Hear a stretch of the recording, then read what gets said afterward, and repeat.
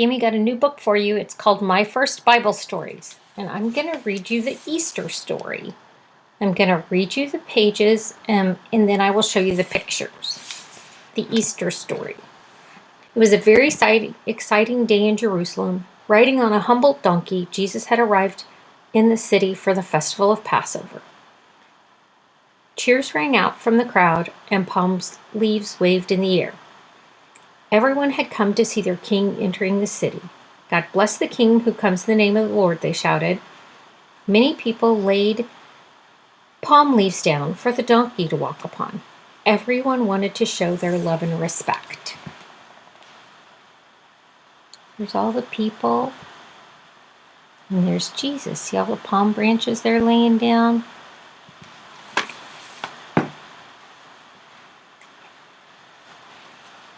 Jesus knew the priests were plotting against him. He also knew that it was all part of God's plan and that he would leave the world soon to join his Father in heaven. But he still felt sad when he thought about what was going to happen. The evening before Passover, Jesus took some water and kneeled in front of each of his 12 disciples. He gently washed their feet and dried them with a towel. Lord, you should not wash our feet, said the disciples. You are too important. No one is more important than anyone else, Jesus said.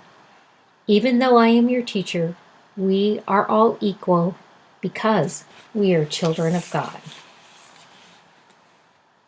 See, there's all of his friends at the table.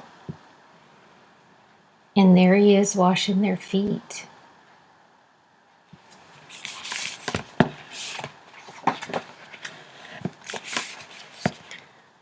There was a quiet garden called Gethsemane, where Jesus liked to pray. After the meal, he took Peter, James, and John there to pray with him. While they rested, Jesus fell to his knees to pray. He knew that the priests were coming for him, and he felt afraid.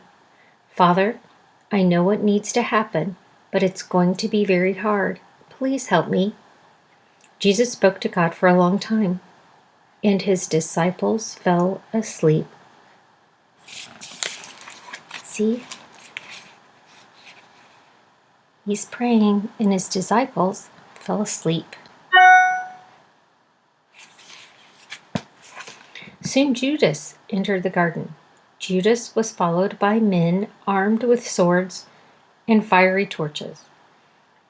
Rise, Jesus called. Here comes the traitor.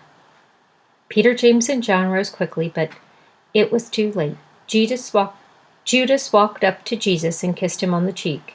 It was his signal to the guards that this was the man to arrest. The guards grabbed Jesus by the arm and held him tightly. Peter wanted to fight, but Jesus stopped him. My Father in heaven will protect me. There's all the swords and torches.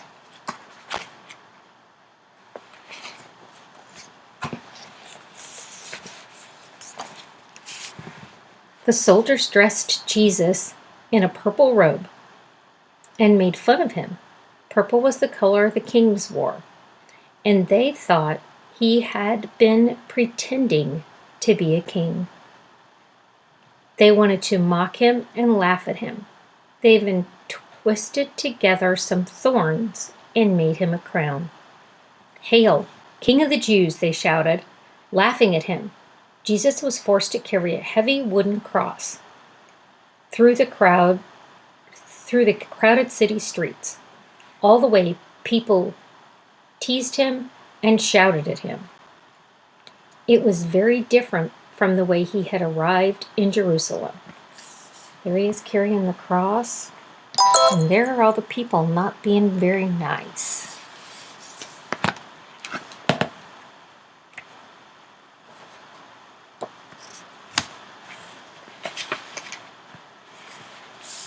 At 9 o'clock in the morning, the soldiers nailed Jesus to the cross. Jesus forgave them. Jesus whispered, "They don't understand what they are doing." The minutes crept by like hours, and Jesus was in great pain. It became harder and harder for him to breathe. A crowd gathered, shouting nasty things to Jesus and making fun of him. If you were really the Son of God, you would save yourself. Come down from the cross. Jesus did not reply. He felt as if each breath was tearing his body apart. The sun sank away and the sky became dark and stormy, but the crowd and the priests kept shouting their cruel words. Finally, at 3 o'clock, with a loud cry, the Son of God took his last breath.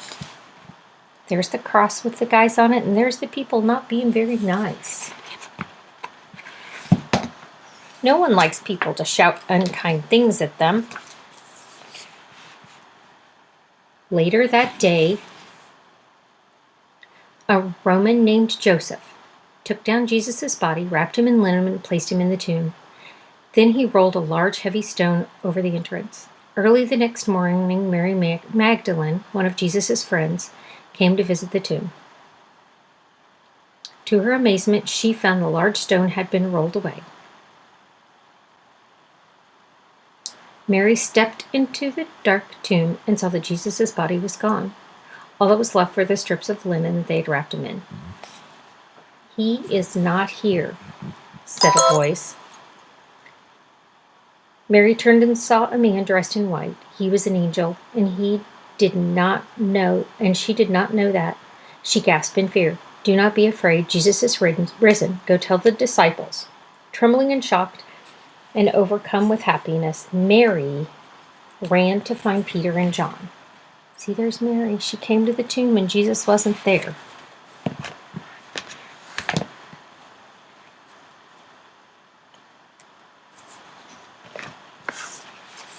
At first, Peter and John did not believe Mary's story. They followed her to the tomb and ran inside. "Someone has stolen the body. Who would do such a thing?" They went to tell the other disciples what had happened, but Mary stayed behind. "What shall I do?" she cried, tears running down her face. She was afraid to be there alone, but she did not want to go home either. "Mary," a familiar voice said. She knew Jesus' voice at once. But who could it be? A man stepped forward. "Master," Mary cried, falling to her knees before Jesus, "tell the disciples what you have seen. I will soon be with my Father." Mary ran to find the disciples. "I have seen my Lord with my own eyes. He has risen from the grave." See, there she is with Jesus.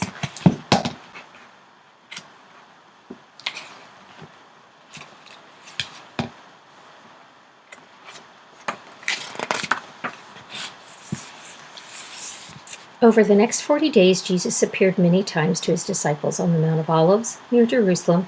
He spoke to them one last time. "It is time for me to return to my Father," he said.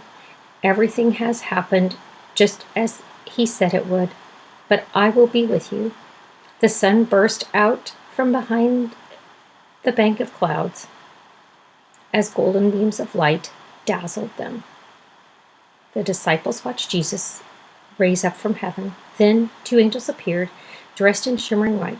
"Jesus will come back to you," they promised. The disciples shared a smile of love and happiness. They know that until Jesus returned, they would keep his words alive and spread the message of love throughout the world.